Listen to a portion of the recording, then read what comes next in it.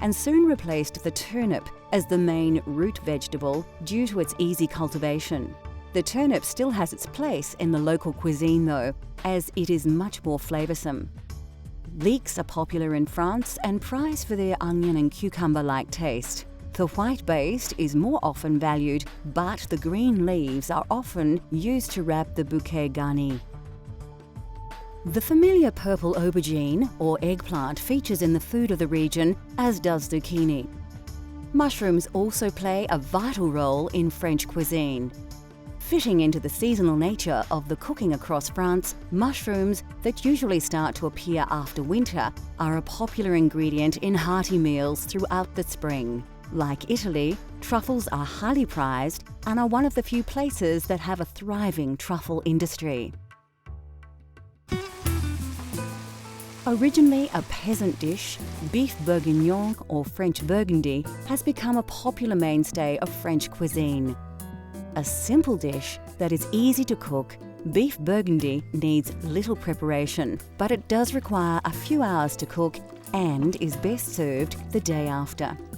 Beef bourguignon for me is again a very old classical dish that everyone knows all around the world, and it does come from the Burgundy region, using good quality red wine and making sure that you've got the right quantity of beef and vegetables mixed in, and let it cook nice and slowly, so it takes its time to take in all the different flavors from the different ingredients used. And yes, of course, the old truth is that it tastes better the next day.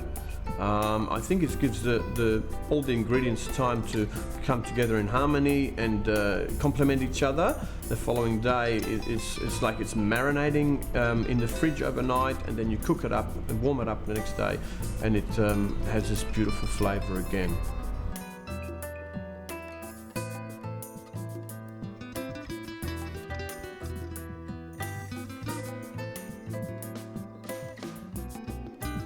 For this hearty provincial stew, you will need a quality cut of meat and a range of fresh vegetables.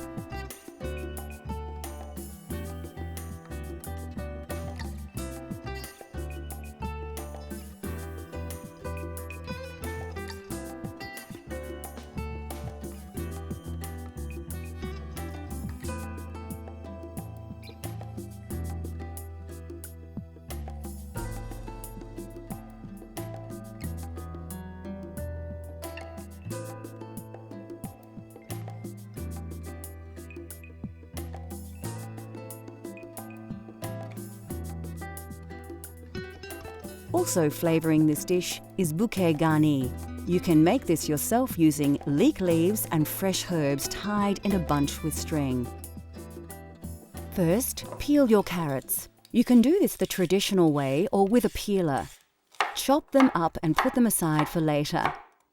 Take your small onions, top and tail them, and peel them.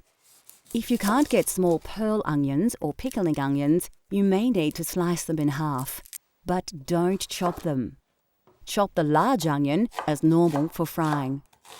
To prepare your mushrooms, like the onions, you may need to chop them. If you have access to tiny button mushrooms, use them whole. Peel and chop your garlic very fine if possible, and finely chop your parsley. You will need to slice your meat into cubes. Trim the cut if need be, but don't be too fussy. Keep the size uniform so they cook and absorb flavours evenly. Now it's time to fire up your stove. Place a pan on the heat and add some oil and butter. Ensure the pan is well coated. Place the meat cubes in the pan and brown them off. Keep turning them. You don't want to overcook the meat in the pan, just give it some nice colour and flavour. Season with salt and pepper, but not too much. You can always season more later. Add the carrots and some chopped onion and stir through the oils, coating the whole dish with the simmering sauce. Then place it in your pot on a low heat. Sieve some flour over the mixture and coat well. This adds texture to the dish and keeps the meat together. Add your garlic, bouquet garni and tomato paste. Then pour in a whole bottle of Burgundy. Bring up the heat a little until it just starts to bubble. Place in the veal stock. Then put it aside on a low heat to simmer for about an hour and a half. Fry up your baby onions and mushrooms in oil and butter, just enough to coat them well. Don't overcook them, put them aside to add much later. After about an hour and a half, it's time to add the other ingredients and mix well into the broth. Leave on a low heat for another half an hour, taste and season if necessary. Then it should be ready to plate up. Serve the beef bourguignon in a large bowl with a slice of crusty French bread. You can eat it right away, and it is delicious, but many say beef bourguignon is best prepared the day before, so it's great for dinner parties. Next on Cultural Flavours, we explore the sweet world of French desserts and give you a step-by-step guide to a baked caramel classic.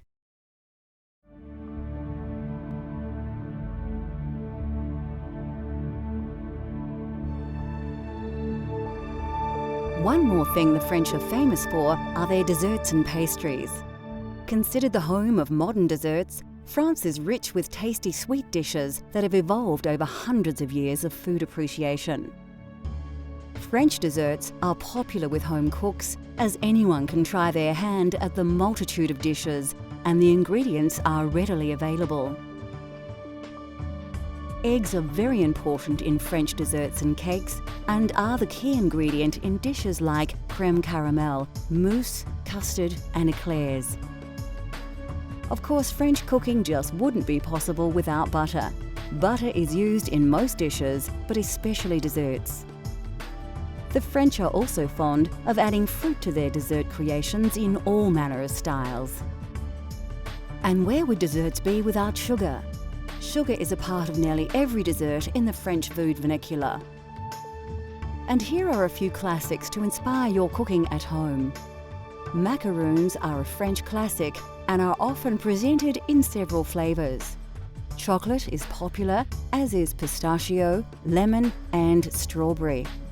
Macaroons can be a challenge for the home cook to tackle, but the rewards are delicious. Of course, when you think French desserts, eclairs always pop to mind. Eclairs are also flavoured differently, but the chocolate variety is by far the most recognisable. The French probably have more desserts in their food culture than any other. They have perfected the art of flans, tarts and chocolates, plus a myriad of delicious treats too many to mention.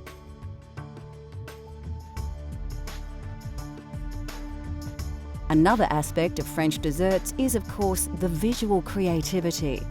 To be a pastry chef in France is to not only be a master of cooking, but also an artist, presenting their culinary creations in traditional and new and original ways, sometimes creating desserts that look too good to eat.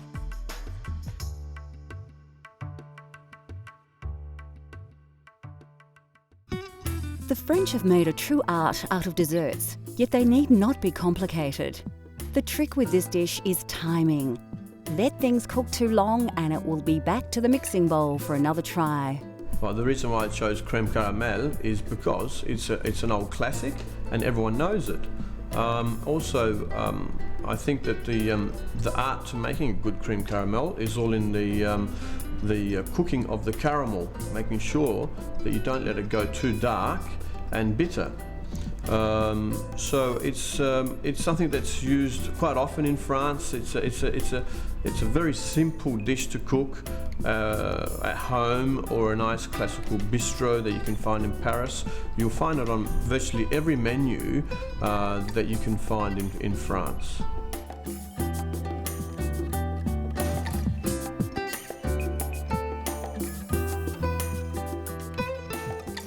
Although deceptively simple, creating crème caramel at home can be fraught with pitfalls.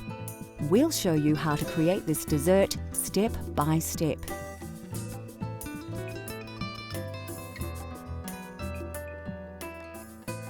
First, crack all your eggs into a mixing bowl. For this recipe, it's not necessary to separate the whites and yolks, so we're off to a flying start. The next step is to add your sugar. Don't dump it all in at once. The sugar needs to be slowly whisked into the eggs, mixing as you go, like this. Then it's over to the stove to warm your milk. You will need to bring it to the boil, but rather than stand and watch it, you can prepare your vanilla bean. Carefully slice the bean lengthways, but don't cut it right to the end. This makes it easier to get the bean out of the mixture later. Place the vanilla bean in the milk and wait for it to boil. As the milk rises, take it off the heat and put it aside for the vanilla to infuse. Now it's time to make the caramel. All you need for caramel is sugar, water, and perfect timing. You will also need a dish or sink filled with water to cool the saucepan. Then it becomes a waiting game. You don't need to stir the mixture, just wait until the water evaporates from the sugar. If you attempted this without water, the sugar would burn. The trick with caramel is to watch it cook and wait for the colour to change. Then it's just a matter of taking it off the heat when it turns a golden brown, which happens very quickly. When it does, place your pan in the water to cool for about half a minute to stop it from overcooking. Then quickly pour the caramel into the base of each bowl before it begins to set. Go back to the eggs and sugar and whisk in the vanilla milk you made earlier.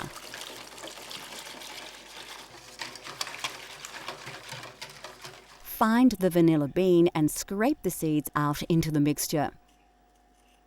Then you need to remove the bubbles or they will appear in your final dessert.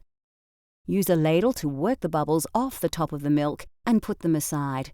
You won't need them. Ladle the mixture into the bowls on top of the now set caramel. You'll notice we have the bowls in a bain-marie. Of course, we will fill this with water to just below the top of the bowls and it will prevent the dessert from burning while cooking. Place the bain-marie in the oven at 180 degrees for about 40 minutes. Carefully take them out of the oven and they should be browning on top. Let them cool, then place them in the fridge to set. This usually takes 2 to 3 hours. When set, run a knife carefully round the edge, turning the bowl as you go.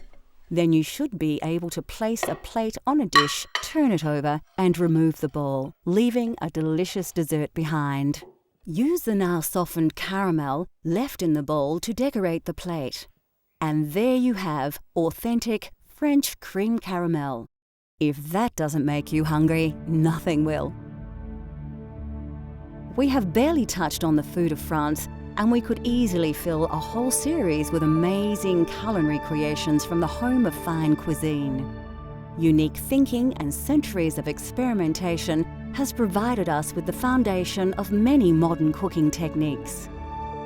Cultural Flavours continues to explore the world through the diversity of food.